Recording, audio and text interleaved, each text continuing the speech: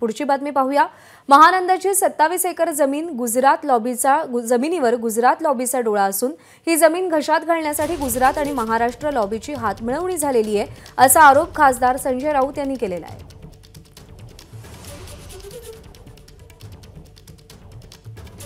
महानंदेचं व्यवस्थापन अशा प्रकारे विस्कळीत करण्याचं कारण एकच आहे, मुख्य म्हणजे जमीन।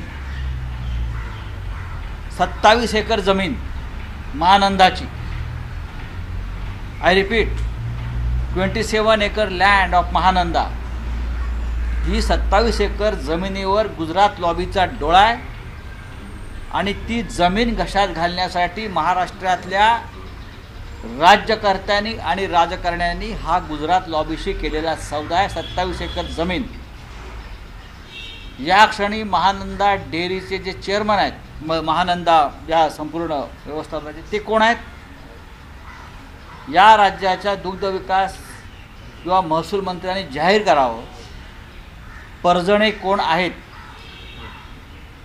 कोणाचे मेवणे साडू नातेवाईक आहेत ना ते मंत्रिमंडळातल्या कॅबिनेटमधले।